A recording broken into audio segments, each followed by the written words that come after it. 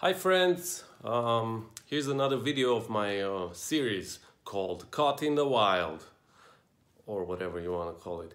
If you have trouble understanding my accent, feel free to click on the closed caption button and you're gonna get some of the stuff. Some of the names, the software doesn't know how to read them. I don't know how it works, but anyway, hopefully that helps. I got a lot of smalls for you this week. Small is good because it's easy to pack. I've been doing okay. I found some decent stuff actually, so I can't complain. There's some small stuff that brings pretty good money, so let's get right to it. This is the pile. Let's start right here. 1, 2, 3, 4. 4 different lots, all from the same manufacturer. Karl Hugo Pot of Zollingen. This is just really high quality flatware. Sometimes you don't find it for years, and then whoop, I found all these 4 different items, 4 different lots in 2 weeks. This is a salad server, still needs to be listed. This is an, I think it's a butter knife or dinner knife. You'd be surprised how much this sells for. This is an Alexander Schaefer design. This is cool. I think it's an egg cup. I know it's a strange design for an egg cup, but that's what it looks like. The internets are saying. This is a Friedrich Becker design. He's a German modernist silversmith, goldsmith, jewelry maker, but he also did some industrial designs. I wish I found 2 of these, but that's just how it is when you're looking for stuff out in the wild. You just find whatever comes your way. These 3 knives I just sold. These are gonna get shipped tomorrow. Next up is a coin catalog for my coin collection. I got this from a dealer at an antique show. I got a good deal, so decided to do something and organize some of my coins. So this one's staying with me. Next up is a Christoph Spatur serving fork. I think it's a serving fork. I gotta look it up, see if it's designated as something else. I don't know. Marked over there. I gotta clean it up a little bit, but plating is in good shape. We'll list this, get this sold. Easy to ship. These right here I sold. This is another Jorgensen of Denmark design. They've been producing this particular pattern since 1941. How about that? That's what, 78 years now? 79 years? They've been, if my calculation is right. They've been making this pattern and they're still making it, still selling it. I've had this stuff in the past. It's called Mitra, the name of the pattern. Does really well, lots of collectors out there. This one is a, I wanna put this on, leave it on the floor. It's actually a Wilkinson branded, that's upside down. It's a Wilkinson branded letter opener miniature sword souvenir. And this one has Queen Elizabeth II. It has her cipher. I have no idea how much this is worth. If it's not worth a lot, I'll keep it because it's pretty cool. It's Wilkinson after all.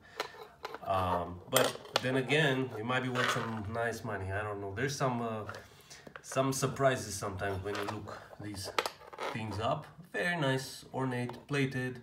I don't know if it's gold plated. Who knows? It might be. I don't know. Nicely done. Quality stuff. Oh, this right here. I have only seen it in the past. I've never seen it, you know, live. And then when I saw them, I recognized it right away. Danish bronze. Made in Markaryd, made by AB Designs, and the designer is none other than, let's see if we can do that, Then, can you see that? Yeah. Hans Eine Jacobsen model L92 for AB Designs. These are candle holders. They're pretty rare, so as tiny as they are, they still do okay. They bring good money. I was thrilled about finding these. 4 pieces of glass. Now, this one, the robot, well, people call it robot, I'm not sure if it's a robot. This one's signed. This is Erik Hoglund. Actually, these are Erik Hoglund as well for Costa Boda. These ones have cats, I guess, in them. And this one is Ray Meyer. All these 4, I think I'm pretty sure I'm gonna list together because they go together. I would see people collecting this along with Erik Hoglund. This one's signed right there. These ones, I don't think they're signed. I was not able to see any signature. Anyway, no biggie. They're a known design. They're gonna do just fine. This charger, this plate, I just got this today. I was not able to find out who the artist is, but it might be really good because it looks like this is a in-house design from Arabia of Finland. I think it's like a 90s. This is like a 90s stamp, maybe early 2000s. It's not that old, but still, the fact that it's signed, being from their Atelier series, that means something. And usually when I've had Arabia Atelier stuff, it always did good. It did good for me. Right here, what do we got? 1, 2 Meissen pieces. Meissen always sells and it brings pretty good money. It's a tiny little plate with flowers and butterfly designs. And this one, the hand-painted sugar bowl or whatever it is. Take a look at, take a look at this. It's got 4 lines over there. That means it's 4th quality, not even a 2nd, not even a 3rd. This is a 4th quality. So by factory standards, this is pretty poor quality. Factory, like quality control, whatever it's called. But anyway, I was able to find it for next to nothing. When collectors buy these, they look at the finials. This one has a few flea bites, but it's still in overall good condition. So when you buy these, it's the same with Richard Ginori. If you buy these flower finial handle bowls, make sure that the petals are in good shape. All right, on to the next. Alessi tray, Marta Sansoni design. When you find Alessi for cheap, you can't just leave it behind. I'm ashamed to even tell you how much I paid for this. It's almost less than an ice cream. Same thing with this. This is also Alessi, but this is Ettore Sottsass, and it's just bad karma to leave Ettore Sottsass behind. If you find Ettore Sottsass, if you don't know who Ettore Sottsass is, do yourself a favor and Google it. I'm gonna put the name in the description for you, but he's like the father of postmodernism. He was so prolific. He worked in glass, in jewelry, furniture, ceramics, you name it. Architect, he was an architect, you know. I think he died not too long ago. If you're in London, I think they have a show right now at the Modern Museum, whatever the name of the Modern Museum in London is. Worth checking out. I wish I found more Sottsass, but for whatever reason, I don't find a lot of Sottsass, but things can change in the future, who knows. Now I found these a month ago. Yeah, I know, they're beat up, but I was sorry for not getting them.